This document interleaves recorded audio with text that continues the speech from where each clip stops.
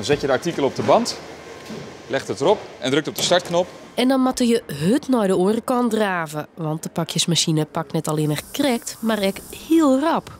En dan gaat het naar de laagste fase. Hier wordt het nog gewogen. Er is een dynamische weegschaal om te weten hoe zwaar het product is voor de verzendlabel.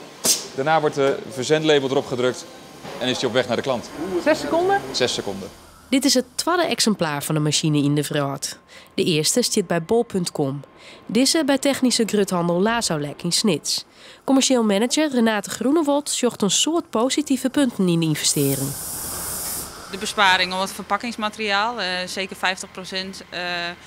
En de snelheid. Het apparaat dat pakt 500 pakjes per uur in. Dus daar kan geen mensenhand tegenaan. Er worden heel tijd meer pakjes verstuurd. Die is zelfs een record al in Nederland helft van meer dan 1 miljoen. Goed nieuws voor de uitvinders van de machine. En ze denken dat ze haar concurrenten te toekomen binnen.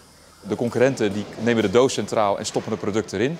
En wij hebben het product centraal gesteld en wij hebben het karton eromheen gevouwen. Dus in feite creëren we een soort envelop voor een pakket. Als pakket. Het klinkt zo simpel. Het is te simpel voor woorden. Er zit jarenlang van ontwikkeling achter in het doorontwikkelen om het klaar te krijgen. Maar het idee is heel simpel. De pakjesmachine is operationeel, maar nog net klaar.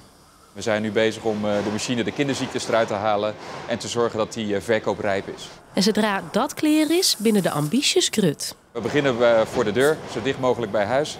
En dan gaan we door naar Europa en dan gaan we zo snel mogelijk de rest van de wereld veroveren.